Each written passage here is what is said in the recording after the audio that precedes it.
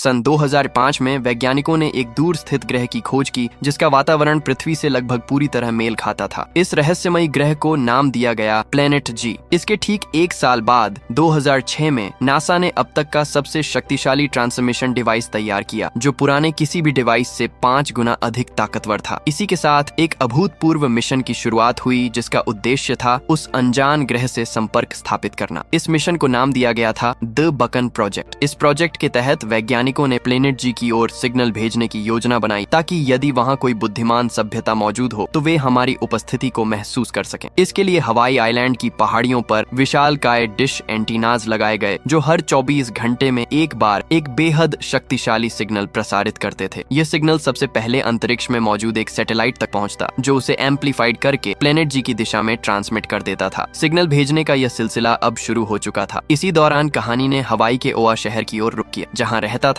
एक लापरवाह और बेपरवाह नौजवान एलेक्स हॉपर। एलेक्स की जिंदगी में कोई मकसद नहीं था, वह बस जैसे तैसे मस्ती और लापरवाही में दिन काट रहा था। लेकिन उसी दिन उसकी नजर पड़ी समैथा नाम की एक खूबसूरत लड़की पर और पहली नजर में ही उसका दिल उस पर आ गया। उसे इम्प्रेस करने के चक्कर में एलेक्स ने सारी हदें पार कर दी। नतीजा यह हुआ कि वह अरेस्ट हो गया। गनीमत यह रही कि उसका भाई स्टोन हॉपर यूएस नेवी का एक कमांडर था जो हमेशा की तरह इस बार भी उसे मुसीबत से बाहर निकाल लाया। लेकिन इस बार स्टोन ने एक कड़वी सच्चाई भी बताई कि जिस लड़की को लेकर एलेक्स अब घर बसाने के सपने देख रहा है वह कोई और नहीं बल्कि यूएस नेवी के एडमिरल टेरेंस शेन की बेटी है। हालांकि एलेक्स को इससे कोई फर्क नहीं पड़ा, उसे सिर्फ समैथा दिख रही थी, ना उसके पिता ना उनका रुतबा। पर स्टोन अब एलेक्स की बेमकसद और लापरवाह जिंदगी से तंग आ चुका था। उसे लगा अगर अब भी कुछ नहीं बदला तो एलेक्स पूरी तरह बर्बाद हो जाएगा और इसी सोच के साथ स्टोन ने एलेक्स को सीधा यूएस नेवी में भर्ती करवा दिया। उसे जिम्मेदारी का मतलब समझाने के लिए कहानी ने रफ्तार पकड़ी और कुछ साल बीत गए। हालांकि एलेक्स की पुरानी आदतें, जिद्द और लापरवाही अब भी उसका पीछा नहीं छोड़ रही थी, लेकिन समथा के प्यार ने उसे थाम रखा था। उसी प्यार की बदौलत आज एलेक्स यूएस नेवी में एक जिम्मेदार ओहदे तक पहुंच चुका था। वो यूएसएस जॉन पॉल जोन्स नाम के डिस्ट्रॉयर शिप पर लेफ्टिनेंट था। एलेक्स और समैथा का रिश्ता अब शादी की दहलीज पर खड़ा था, लेकिन अभी भी एक बड़ी अड़चन रास्ते में थी। समथा के पिता एडमिरल टेरेंस, जिनकी नजरों में एलेक्स अब भी एक निकम्मा नौजवान था, इसलिए एलेक्स एडमिरल से समैथा का हाथ मांगने की हिम्मत नहीं जुटा पा रहा था। एलेक्स हॉपर और उसका बड़ा भाई कमांडर स्टोन हॉपर इन दिनों हवाई में चल रहे रिम्पक नेवल एक्सरसाइज का हिस्सा थे। रिमक यानी कि रिम ऑन फैद पैसिफिक एक्सरसाइज, दुनिया की सबसे बड़ी और सबसे ताकतवर नौसेना अभ्यास। यहाँ कई देशों की नेवी एक साथ मिलकर वॉर ट्रेनिंग और कोऑर्डिनेशन प्रैक्टिस करती है ताकि जब असली जंग का वक्त आए तो सब एकजुट होकर जवाब दे सके। इस साल की रिम्पैक ट्रेनिंग में अमेरिका, जापान, ऑस्ट्रेलिया, कोरिया जैसे शक्तिशाली देशों की नौसेनाएं शामिल थी। एलेक्स अपनी USS John Paul Jones destroyer ship में सवार था, जबकि उसका भाई स्टोन यूएसएस सैमसन शिप का कैप्टन। आज रिम्पैक एक्सरसाइज का पहला दिन था। सारे देशों की नेवी फोर्स अपनी लड़ाई की तकनीक का प्रदर्शन कर रही थी। इसी दौरान अंतरिक्ष में एक भयानक घटना घटी। अंतरिक्ष में मौजूद सिग्नल एम्पलीफायर सैटेलाइट आज जब प्लेनेट जी की दिशा में सिग्नल ट्रांसमिट कर रहा था तभी अचानक ही उस दिशा में एक पोर्टल खुला। उस पोर्टल से कुछ भयानक आकृतियां बाहर निकली। 5 अज्ञात एलियन ऑब्जेक्ट्स जो किसी ग्रेविटेशनल फोर्स से खींचे चले आ रहे थे सीधे धरती की ओर। लेकिन तभी उनमें से एक ऑब्जेक्ट रास्ते में ही एक सैटेलाइट से टकरा गया। टकराव भयानक था, सैटेलाइट चकनाचूर हो गया और उस एलियन ऑब्जेक्ट की ट्रैजेक्टरी बदल गई। 4 ऑब्जेक्ट्स हवाई आइलैंड के करीब ही समंदर में गिरे, लेकिन वो एक ऑब्जेक्ट सीधा चाइना में जा गिरा जिसने चाइना के शहर हांगकांग में भारी तबाही मचा दी। इस घटना ने पूरी दुनिया में खलबली मचा दी। नासा के वैज्ञानिकों और अमेरिका के सरकारी अधिकारियों की एक आपातकालीन बैठक बुलाई गई। नासा के वैज्ञानिकों का यह दावा था कि यह एलियन ऑब्जेक्ट्स जरूर उसी प्लेनेट जी से आए हैं जहां द बकन प्रोजेक्ट के तहत कई महीनों से सिग्नल भेजे जा रहे थे। यानी प्लेनेट जी पर सचमुच कोई बुद्धिमान एलियन सभ्यता मौजूद थी जिन्होंने अब अपनी उपस्थिति जाहिर कर दी थी। लेकिन क्या यह उनकी ओर से कोई संदेश था या हमला? इस सवाल ने नासा और अमेरिकी सरकार की नींद उड़ा दी थी। इसी दौरान पैसिफिक ओशियन में ट्रेनिंग कर रही नेवी फोर्सेस को इस घटना की सूचना मिली। एलियन ऑब्जेक्ट उनसे कुछ ही मील की दूरी पर समंदर में गिरा था। एलेक्स की शिप के कैप्टन ने एलेक्स के भाई स्टोन और एक जापानीज शिप के साथ तालमेल बनाया और तीनों लड़ाकू जहाज हालात का जायजा लेने घटना स्थल की ओर रवाना हो गए। दूसरी ओर नासा को चाइना से एक महत्वपूर्ण जानकारी मिली। हांगकांग में जो एलियन ऑब्जेक्ट गिरा था वो किसी अज्ञात तत्व या अननोन एलिमेंट से बना हुआ था जो पृथ्वी पर कहीं नहीं पाया जाता। वो किसी तरह की कम्युनिकेशन डिवाइस लग रही थी। हालांकि क्रैश में वो डिवाइस पूरी तरह तबाह हो चुकी थी, लेकिन अब सवाल उठता था आखिर एलियंस ने पृथ्वी पर कम्युनिकेशन डिवाइस क्यों भेजी थी? क्या वो किसी से संपर्क करना चाहते थे? मगर किससे? दूसरी दूसरी ओर एलेक्स और स्टोन जापानीज शिप के साथ लगातार घटनास्थल की ओर बढ़ रहे थे। तभी उन्हें थोड़ी ही दूर पर समंदर से बाहर निकली हुई एक रहस्यमयी आकृति नजर आई। वो कोई एलियन ऑब्जेक्ट था, लेकिन वो शिप या कुछ और दूर से देखकर अंदाजा लगाना मुश्किल था। एलेक्स और स्टोन ने कुछ वक्त तक उस ऑब्जेक्ट पर नजर बनाए रखी, मगर ना उसमें कोई हलचल दिखी और ना ही उससे कोई चीज बाहर आती दिखाई दी। तब कैप्टन स्टोन ने एलेक्स और उसके 2 सोल्जर्स को उस ऑब्जेक्ट की जांच करने भेजा। वे एक छोटी बोट पर सवार होकर धीरे धीरे उस ऑब्जेक्ट के करीब पहुंच गए। उनके सामने था एक अजीब सा ऊंचा और विशाल स्तंभ, जिसने समुद्र की गहराइयों तक अपनी जड़ें जमा रखी थी। एलेक्स ने बिना एक पल सोचे स्तंभ के पास मौजूद सतह पर छलांग लगा दी और छिछले पानी में आगे बढ़ता हुआ उस स्तंभ तक पहुंच गया। स्तंभ पर कुछ अजीब सी उभरी हुई आकृतियां थीं। एलेक्स ने जैसे ही उन्हें छूने की कोशिश की, उसे एक जोरदार बिजली का झटका लगा और वह दूर जा गिरा। उसी पल स्तंभ के पास मौजूद 2 प्लेटफॉर्म्स में से तेज ऊर्जा का विस्फोट हुआ, जो आसमान तक फैल गई और स्तंभ के चारों ओर कई किलोमीटर के रेडियस में एक पारदर्शी ढाल यानी कि इनविजिबल एनर्जी शील्ड बना दी। एलेक्स और उसकी टीम की तीनों लड़ाकू शिप्स अब उस एनर्जी शील्ड के अंदर इस तरह कैद हो चुकी थी जैसे बोतल में बंद जिन्न। ना कोई सिग्नल बाहर जा सकता था, ना कोई मदद अंदर आ सकती थी। चारों तरफ बस रहस्यमयी खामोशी और अदृश्य दीवारें थीं। इसी दौरान एयरफोर्स का एक जेट बेहद तेजी से उसी दिशा में बढ़ रहा था, लेकिन वो ढाल उसकी आंखों से औंध थी और जैसे ही वो जेट उस ढाल से टकराया, एक भीषण धमाका हुआ और प्लेन के परखच्चे उड़ गए। दूसरी ओर एनर्जी शील्ड के अंदर जहाजों पर तैनात सारे सैनिक अलर्ट हो गए। सबने हथियारों को तैयार करना शुरू कर दिया। इसी बीच एलेक्स और उसके 2 साथी सैनिक स्तंभ के करीब एक खौफनाक नजारा देख रहे थे। पानी में भयानक बवंडर सा उठ रहा था, जैसे कोई भारी चीज समुद्र की गहराइयों से बाहर आने वाली हो। और फिर देखते ही देखते 3 विशालकाय एलियन शिप्स पानी से बाहर निकला। किसी डॉल्फिन की तरह उछलती हुई वो तीनों शिप्स एक खास पोजीशन में तैनात हो गई, ऐसे जैसे वो उस स्तंभ की रक्षा में खड़ी सेनाएं हों। सारी नेवी फोर्स उन्हें देखकर दहशत में आ गई। इसी बीच एलेक्स ने देखा कि उन शिप्स पर एक बेहद मजबूत विंड शील्ड लगी हुई थी, यानी यह मुमकिन था कि उनके अंदर एलियंस मौजूद हो, मगर बाहर से अंदर कुछ भी दिखाई नहीं दे रहा था। तभी अचानक एक एलियन शिप से एक तेज साउंड वेव निकली, जिसने सभी जहाजों के कांच चकनाचूर कर दिए और कुछ पलों के लिए पूरी सेना के कान सुन कर दी। इस हमले को युद्ध की चेतावनी समझते हुए कैप्टन स्टोन ने भी जंग का बिगुल बजा दिया। स्टोन की सेना ने एक एलियन शिप पर मिसाइल दागा, मगर निशाना चूक गया। उसी पल एलियन शिप से भी मिसाइल की बौछार हुई और देखते ही देखते स्टोन की शिप के परखचे उड़ गए। उस हमले में स्टोन और उसके शिप में मौजूद सारे सैनिकों की मौत हो गई। अपने भाई को सामने मरता देख एलेक्स सदमे में आ गया, लेकिन उसके अंदर बदले की आग भी भड़क उठी। वो उसी वक्त अपने डिस्ट्रॉयर शिप पर आया और शिप के कैप्टन को ढूंढने लगा, लेकिन सैनिकों ने उसे खबर दी कि उसके शिप के कैप्टन भी इस हमले में मर चुके हैं। यह सुन एलेक्स को झटका सा लगा, क्योंकि कैप्टन के बाद शिप का अगला सीनियर ऑफिसर एलेक्स ही था। अब उसे ही अपनी सेना की जिम्मेदारी उठानी थी। ये सुनकर पहले तो एलेक्स थोड़ा घबरा गया, लेकिन भाई की मौत का बदला लेने को वह तड़प रहा था। एलेक्स ने अपनी टीम को हथियार लॉड करने का आदेश दिया। अब वह पूरी ताकत से उस एलियन शिप पर हमला करने के लिए तैयार था। एलेक्स की शिप को तैयार होता देख जापानीज शिप के कैप्टन नगाता ने भी अपनी टीम को अलर्ट कर दिया, ताकि वह भी एलेक्स का साथ दे सकें। हालांकि पिछले हमले के बाद एलियन शिप्स पूरी तरह शांत थीं, लेकिन जैसे ही एलेक्स और नगाता ने अपने अपने शिप्स के हथियार उस एलियंस की ओर मोड़े, वो एलियन शिप अचानक फिर से हरकत में आ गई। उसने मिसाइल्स की बौछार कर नगाता के शिप को ध्वस्त कर दिया। हालांकि नगाता और उसकी टीम ने पानी में कूदकर अपनी जान बचा ली, पर अब एलेक्स समझ चुका था कि कोई भी जल्दबाजी और गुस्से में लिया गया फैसला उसकी और पूरी सेना की जान ले सकता है। ऐसे में उसने खुद को शांत किया और हथियार उस शिप पर से हटा लिए। वो शिप एक बार फिर शांत हो गया। एलेक्स नगाता और उसके बचे हुए सैनिकों को रेस्क्यू कर अपने शिप पर ले आया। उसी पल एलियंस में फिर हरकत हुई। उस स्तंभ से एक स्पेस शटल जैसी आकृति और 3 घूमते हुए गोल्ड ड्रोन्स बाहर निकले और सीधा शहरी आबादी की ओर बढ़ गए। ये ड्रोन्स, जिन्हें अब श्रेडर ड्रोन्स कहा जा रहा था, असल में डिस्ट्रॉयर्स थे। जैसे ही यह किसी मिलिट्री या इलेक्ट्रॉनिक वेपन को डिटेक्ट करते और उन्हें जरा सा भी खतरा महसूस होता, तो यह तुरंत उसे तबाह कर देते थे, फिर चाहे वह गाड़ियां हो, हेलीकॉप्टर्स हो या इंसान। आसपास के इलाके में वे ड्रोन्स भयंकर तबाही मचा रहे थे। इसी दौरान एलेक्स की गर्लफ्रेंड समंथा हवाई के ओआऊ आइलैंड की पहाड़ियों पर आई हुई थी। सेथा एक फिजियोथेरेपिस्ट थी जो एक रिटायर्ड आर्मी वेटरन कैनल्स के साथ एक पहाड़ी ट्रैक पर जा रही थी। मक एक जंग में अपने दोनों पैर गवा चुका था। उसे अब प्रोस्थेटिक लेग्स की मदद से चलना सीखना था और समंथा उसे इसी नई जिंदगी में ढलने में मदद कर रही थी। ओआआ आइलैंड भी एलियंस की इनविजिबल शील्ड के अंदर था, जिस कारण वहां भी सिग्नल पूरी तरह से ब्लॉक हो चुका था। तभी समंथा और मेक ने उस एलियन शिप को जाते देखा। वे सन्न रह गए। इतने में ही लोकल पुलिस की एक यूनिट वहां आई। उन्होंने समंथा और मेक को बताया कि इस इलाके में एलियन का हमला हुआ है। पुलिस ने उन दोनों को घर लौट जाने को कहा और आगे ऑब्जर्वेटरी की तरफ चल दी। उधर एलियन शिप सीधा ऑब्जर्वेटरी के पास आकर लैंड हुआ। हैच खुलते खुलते ही उसमें से निकले आर्मर सूट पहने कुछ एलियंस, बिल्कुल लेकिन जानलेवा इरादों के साथ। उन्होंने एक पल भी गवाए बिना ऑब्जर्वेटरी पर हमला बोल दिया। शांत माहौल अब चीखों से भर चुका था। इसी बीच लोकल पुलिस यूनिट उसी दिशा में बढ़ रही थी, बिल्कुल बेखबर कि वह किस मौत के मुहाने पर है। तभी एक एलियन झटके से सामने आया और जोरदार घूंसा मारकर गाड़ी का शीशा चकनाचूर कर दिया। बिजली की रफ्तार से हमला कर उसने सभी पुलिस वालों को पल भर में ही खत्म कर डाला। इसी दौरान उधर एलेक्स की टीम को एक चौंकाने वाली चीज मिली। समंदर में बहकर आया आर्मर सूट पहना एक एलियन। सारे सोल्जर्स ये देखने के लिए बेताब थे कि आखिर उस आर्मर सूट के अंदर से क्या निकलेगा। तभी एलेक्स ने उसका हेलमेट निकाला। जो दृश्य सामने आया उसे देख सभी के अंदर डर की ठंडी लहर सी दौड़ गई। वो इंसानी आकार का एक एलियन था। उसके चेहरे की बनावट कुछ हद तक इंसानों जैसी थी, लेकिन उसकी दाढ़ी कांटे जैसी नुकीली थी और हाथ की उंगलियां भी बेहद अजीब लग रही थी। एलेक्स ने उसकी आंखें खोली और उनमें टॉर्च की रोशनी डाली। उसकी आंखें गहरी काली नजर आ रही थी। तभी अचानक उसकी आंखों ने गिरगिट की तरह रंग बदल ली। एलियन अचानक जाग उठा और अपने चौड़े हाथों से एलेक्स के चेहरे को जकड़ ली। जैसे ही एलियन ने एलेक्स को छुआ, एलेक्स को उसके दिमाग की तस्वीरें दिखने लगी। उसे एलियंस की पूरी योजना समझ में आ गई कि वे पृथ्वी पर हमला करने की तैयारी कर रहे हैं। इतने में ही एलेक्स के साथियों ने उस एलियन को एलेक्स से दूर खींच लिया, लेकिन उसी पल शिप में एक जोरदार धमाका हुआ। धुएं और आवाज के बीच शिप का दरवाजा टूटा और उस एलियन के साथी अंदर घुस आए। हैरानी की बात यह थी कि उन्होंने किसी को कोई नुकसान नहीं पहुंचाया, बस अपने घायल साथी को उठाया और चुपचाप वहां से निकल गए, जैसे कि उन्हें एलेक्स और उसकी टीम बिल्कुल दिख ही नहीं रही हो। एलेक्स को यह बहुत अजीब लगा। हालांकि इस वक्त वो एलियंस का मकसद जानकर पहले से ही दहशत में डूब चुका था। दूसरी ओर नासा ने जांच में एलियंस के हवाई द्वीप में आने के मंसूबे का पता लगा लिया था। दरअसल एलियंस अपनी सेना को सिग्नल भेजकर उन्हें युद्ध के लिए पृथ्वी पर बुलाना चाहते, मगर उनका कम्युनिकेशन सिस्टम चाइना में क्रैश होकर तबाह हो चुका था। इसलिए इस वक्त उन्होंने हवाई द्वीप पर कब्जा कर लिया था, क्योंकि वहां द बकन प्रोजेक्ट का पावरफुल ट्रांसमीटर था, जिसे वे मॉडिफाई कर रहे थे ताकि उसके जरिए अपने प्लेनेट के लोगों तक सिग्नल भेज सके। लेकिन यह बात डराने वाली थी, क्योंकि इस वक्त तो एलियंस के केवल 5 शिप्स ही धरती पर आए थे जिन्होंने इतनी तबाही मचा दी। लेकिन तब क्या होगा अगर एलियंस अपने प्लेनेट के लोगों से संपर्क करने में कामयाब हो जाते हैं? तब ना जाने कितने एलियंस पृथ्वी पर हमला करेंगे और पृथ्वी से इंसानों का वजूद मिटा देंगे। ये जानकारी पाकर सारे लोग डरे हुए थे। दूसरी ओर समैंथा मिक के साथ ऑब्जर्वेटरी की ओर बढ़ रही थी। तभी एक आदमी भागता हुआ उनके पास आया। वह काफी घबराया और डरा हुआ था। उसका नाम था कैल जपाटा, जो द बकन प्रोजेक्ट का एक साइंटिस्ट था। उसने समैंथा और मेक को बताया कि एलियंस ने उनकी ऑब्जर्वेटरी पर कब्जा कर लिया है। उन्होंने सभी वैज्ञानिकों को मार डाला और अब वे अपने प्लेनेट पर सिग्नल भेजने की तैयारी कर रहे हैं। यह सुनकर समैंथा और मेक सन रह गए। कैल ने आगे बताया कि उनका डीप स्पेस सैटेलाइट जो सिग्नल को एम्पलीफाई करता है, हर 24 घंटे में सिर्फ एक बार एक खास पोजीशन पर आता है। सिर्फ उसी समय पृथ्वी से एलियन प्लेनेट को सिग्नल भेजा जा सकता है और इस वक्त उस पोजीशन तक पहुंचने में सिर्फ 5 घंटे बचे हैं। अगर उससे पहले एलियंस को नहीं रोका गया तो दुनिया का अंत तय है। इस बात ने समथा और मेक को गहरी चिंता में डाल दिया। अब सवाल सिर्फ एक इंसान का नहीं, पूरी मानव जाति का था और यहीं से उन्होंने एलियन के मंसूबों को नाकाम करने का फैसला किया। उधर एलेक्स और उसकी टीम भी ऐसी पर विचार कर रहे थे। इसी बीच एलेक्स की टीम के एक टेक्नीशियन को एलियन के हेलमेट की जांच में कुछ पता चला। उसने एलेक्स को लेपर्ड गैको कहे जाने वाली छिपकली की इमेज दिखा। उस छिपकली की आंखें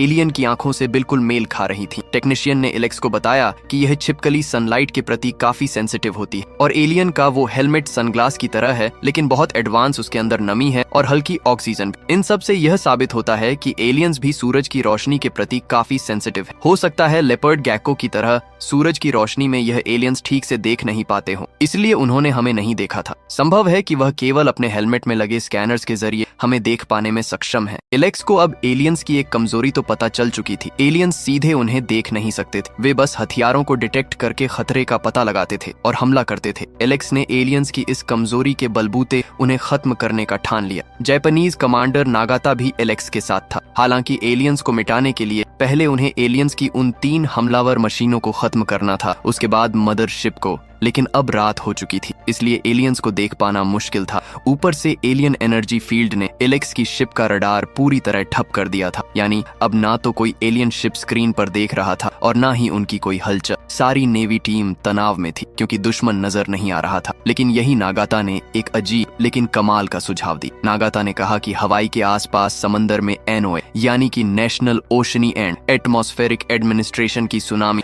वार्निंग बॉयज लगी है, जो समंदर की गहराइयों में हलचल दर्ज करती, जैसे भूकंप, जलजले या कोई बहुत भारी चीज के मूव करने पर बनने वाली लहरें। और क्योंकि एलियन शिप्स पानी को चीरते हुए चल रहे थे, उनके भारीपन और वेग की वजह से समंदर में उथल पुथल हो रही थी जो इन बॉयज द्वारा डिटेक्ट की जा सकती थी। नगाता और एलेक्स ने एक ग्रिड बनाया जिसमें हर बॉय एक पॉइंट था। अब जैसे जैसे किसी जगह पानी की गहराई में भारी लहर उठती, वैसे वैसे एलियन शिप की डायरेक्शन और स्पीड का अंदाजा लगाया जा सकता था। पूरा सिस्टम ऐसे काम कर रहा था जैसे बिना आंखों के भी कोई समंदर के अंदर दुश्मन की चाल भांप ले। इसी दौरान उन्होंने देखा कि एलियंस की वे तीनों डिस्ट्रॉयर शिप्स उनकी शिप की ओर ही बढ़ रही थी। शायद उन्हें खतरे का अंदेशा हो गया था। वे एक पैटर्न में आगे बढ़ रहे थे। एलेक्स और नगाता ने उनके आगे बढ़ने के पैटर्न को समझ लिया। उन्होंने सही समय और पोजीशन देखकर एक ही वार में एलियंस के 2 शिप्स को उड़ा दिया। एलेक्स और उसकी पूरी टीम के अंदर खुशी की लहर दौड़ गई। अब उन्हें उम्मीद थी कि वे एलियंस को हरा सकते हैं। दूसरी ओर समंथा एलेक्स से संपर्क करने की कोशिश कर रही थी, लेकिन उस आइलैंड में भी एलियंस ने सिग्नल जाम कर रखा था, जिस कारण वह एलेक्स से संपर्क कर पाने में असमर्थ थी। लेकिन शुक्र था कि कैल उनके साथ था। कैल ने उन्हें बताया कि एलियंस सिग्नल जाम करने के लिए इलेक्ट्रोमैग्नेटिक फील्ड का इस्तेमाल कर रहे हैं, लेकिन उसके पास एक खास स्पेक्ट्रम एनालाइजर डिवाइस है जिसकी मदद से वे एलेक्स से कांटेक्ट कर सकते हैं। कैल एलियंस से छुपता छुपाता अपनी ऑब्जर्वेटरी में घुसा और अपनी डिवाइस ले आया। सेमथा ने उसी वक्त एलेक्स को कॉल किया और उसे बताया कि एलियंस अपनी सेना को बुलाने के लिए वो आहू द्वीप पर कम्युनिकेशन सिस्टम लगा रहे हैं। उनके पास सिर्फ 4 घंटे हैं। उससे पहले उन्हें उस पूरे द्वीप को उड़ाकर एलियंस को खत्म करना होगा। इतने में ही कॉल डिस्कनेक्ट हो गया। उसी पल एलेक्स ने देखा कि एलियंस ने उनकी चाल को समझ लिया था। आखिरी बचे एलियन शिप ने अपना पैटर्न ही बदल दिया और पीछे से उनके शिप को घेरने लगा। अब अंधेरे में उसे मार पाना मुश्किल था। सुबह होने में 40 मिनट ही बचे थे। तब एलेक्स ने भी चालाकी दिखाई। वो सुबह होने तक एलियन शिप से भागता रहा। फिर जैसे ही सुबह हुई, एलेक्स शिप को ओआऊ टापू के पीछे से घुमाकर एलियन शिप के सामने ले आया और सीधे गोली मारकर एलियन शिप का विंड शील्ड ही फोड़ दिया। सूरज की चकाचौंध रोशनी आंखों में पड़ते ही अंदर मौजूद एलियंस जैसे अंधे हो गए। उन्हें बस सूरज की चमक नजर आ रही थी। उसी पल एलेक्स और नागाता ने रॉकेट्स दागकर उस शिप को भी तबाह कर दिया। एलेक्स और उसकी सारी सेना जोश से भर आई, पर तभी उनकी खुशी में ग्रहण लगाने मदर एलियन शिप ने अपने 2 श्रेडर ड्रोन्स भेज दिए, जिन्होंने एलेक्स की शिप को तबाह कर दिया। खुशकिस्मती से एलेक्स, नागाता और बाकी सैनिक बोट लेकर शिप से भागने में कामयाब हो गए, लेकिन डिस्ट्रॉयर शिप को खोना उनके लिए एक बड़ी नाकामी थी। दूसरी ओर ओआऊ आइलैंड में मौजूद से ने भी दूरबीन से एलेक्स की शिप को तबाह होते देखा। उसे लगा उसने एलेक्स को खो दिया है, लेकिन एलेक्स को खोने के साथ ही उसे इस बात का भी दुख हो रहा था कि अब एलियंस को रोकने वाला कोई नहीं है। पर तभी मिक ने हिम्मत दिखाई। भले ही वह अपना पैर खो चुका था, लेकिन उसकी रगों में अब भी एक सिपाही का खून दौड़ रहा था। वो पुलिस की एक कार में समंथा के साथ ऑब्जर्वेटरी की ओर निकल पड़ा, जहां एलियंस कम्युनिकेशन का सेटअप बस पूरा करने ही वाले थे। उधर अब एलेक्स की टीम निराश होकर किनारे की ओर बढ़ रही थी। बिना शिप और हथियार के एलियंस से लड़ पाना नामुमकिन था। तभी एलेक्स को किनारे पर मिजोरी नाम का एक पुराना बैटल शिप नजर आया। हालांकि अब तक उस शिप को केवल म्यूजियम की तरह इस्तेमाल किया जा रहा था, लेकिन अब वही शिप एलियन के खिलाफ जंग में उनके लिए हथियार साबित होने वाली थी। एलेक्स अपनी टीम के साथ उस शिप पर पहुंचा। हालांकि 70 साल पुरानी उस शिप का कंट्रोल सिस्टम भी पुराना था, जिससे सैनिक परिचित नहीं थे। पर खुशकिस्मती से उन्हें वह जांबाज पुराने नौसैनिक उसी जहाज पर मिल गए जो पहले उस शिप को चला चुके थे। वो बूढ़े नौसैनिक इम्पैक्ट ट्रेनिंग में गेस्ट की तरह बुलाए गए थे, लेकिन वे भी एलियंस के इनविजिबल शील्ड के अंदर फंस गए थे। पर अब वो बूढ़े नौसैनिक भी इस जंग में एलेक्स के साथ थे। उन्होंने मिलकर उस पुराने शिप को म्यूजियम से एक बार फिर बैटल शिप में तब्दील कर दिया। लेकिन यह जंग इतनी आसान नहीं थी। एक तरफ थी एलियंस की एडवांस टेक्नोलॉजी से लेस मदरशिप और दूसरी तरफ एलेक्स की 70 साल पुरानी बैटल शिप मिजोरी। फिर भी निडर एलेक्स और उसकी जांबाज टीम ने उस मदरशिप पर सीधा धावा बोल दिया। बेशक एलियंस उनसे कहीं ज्यादा उन्नत थे। उनकी मदद शिप काफी विशाल थी और आधुनिक हथियारों से लैस हर बार एलेक्स की सेना पर भारी पड़ रहा था। लेकिन शायद एलियंस यह नहीं जानते थे कि चालाकी, बहादुरी और रणनीति में इंसानों का कोई मुकाबला नहीं। एलेक्स लगातार अपनी शिप को एलियन शिप के सीधे निशाने से दूर रखता गया और चारों ओर घूम घूम कर मिसाइल्स दागता रहा। इस तरह आखिरकार उसने एलियन मदरशिप को ध्वस्त कर दिया। मदरशिप के खत्म होते ही इनविजिबल शील्ड भी खत्म हो गई और अब शील्ड के बाहर तैनात नौसेना का रास्ता साफ हो गया। एडमिरल तुरंत हमले के लिए एयरफोर्स को तैयार करने लगा, पर खतरा अभी टला नहीं था। वो आहू आइलैंड पर मौजूद एलियंस कम्युनिकेशन डिवाइस फिट करने में कामयाब हो गए थे। बस अब सिग्नल भेजते ही एलियंस की ओर भी सेना पृथ्वी पर आक्रमण करने आ जाती। पर तभी समंथा और मिक तेजी से गाड़ी लेकर आए और सीधा एलियन के कम्युनिकेशन डिवाइस को ही टक्कर मार दी, जिससे डिवाइस बंद पड़ गया। लेकिन समंथा और मिक खुद ही मौत के मुंह में आ गए थे। एक एलियन उन पर टूट पड़ा, लेकिन मक विकलांग होते हुए भी उसका सामना करने लगा। मिक ने मार मार कर उस एलियन का हेलमेट ही निकाल दिया, जिससे वह एलियन धूप के कारण मिक को ठीक से देख नहीं पा रहा था। पर फिर भी उसने अंदाजे से मारकर मिक को धराशाही कर दिया। अब वह मक पर खंजर से वार करने ही वाला था कि तभी कैल वहां आया और वह भी उस एलियन को पीटने लगा। मौके मौका मिलते ही मक ने दोबारा उस एलियन को पकड़ लिया। उसने कैल से समंथा को वहां से ले जाने को कहा। इस दौरान उधर बाकी एलियंस ने अपना डिवाइस दोबारा रिपेयर कर लिया था। वो एक बार फिर सिग्नल भेजने के लिए तैयार थे। दूसरी ओर इलेक्स की शिप में अब केवल एक ही मिसाइल बची थी। उस मिसाइल को लॉन्च करके इलेक्स ने ओआऊ आइलैंड में मौजूद एलियंस की कम्युनिकेशन डिवाइस की ओर निशाना साध लिया। पर तभी उन्होंने देखा कि मदरशिप अभी पूरी तरह से खत्म नहीं हुई थी। मदरशिप ने 3 श्रेडर ड्रोन्स इलेक्स की शिप की तरफ लॉन्च कर दिए। उन श्रेडर ड्रोन्स को रोकने के लिए इलेक्स और उसकी सेना के पास कोई हथियार नहीं थे। अब इलेक्स और नागाता समझ चुके थे कि यही उनका अंत है। पर मरने से पहले उन्होंने भी अपनी मिसाइल एलियंस के कम्युनिकेशन डिवाइस की ओर दाग दी। उधर एलियंस ने जैसे ही सिग्नल भेजना शुरू किया, उसी पल वहां धमाका हो गया, जिससे कम्युनिकेशन डिवाइस नष्ट होने के साथ ही सारे एलियंस भी मारे गए। पर अब मौत इलेक्स और उसकी सेना के भी सिर पर थी। श्रेडर ड्रोन्स उनकी जहाज पर बस गिरने ही वाले थे कि तभी कहीं से 3 मिसाइल्स आई, जिसने उन तीनों ड्रोन्स को हवा में ही नष्ट कर दिया। वो एयरफोर्स यूनिट थी जो इलेक्स और उसकी सेना की मदद करने आ पहुंचे थे। उन्होंने एलियन मदरशिप को पूरी तरह मिटा दिया और इस तरह इलेक्स और उसकी बहादुर टीम की बदौलत मानव जाति विनाश के कगार से लौट आई। दुनिया एक बड़े खतरे से बच गई, एक ऐसे युद्ध से जो ना देखा गया था न समझा गया था। सिमेंथा, मिक एंड केल भी धमाके से पहले सुरक्षित स्थान पर पहुंच चुके थे, जिससे उनकी भी जान बच गई। इलेक्स की बहादुरी, उसकी लीडरशिप और उसकी सूझबूझ ने पूरे देश का दिल जीत लिया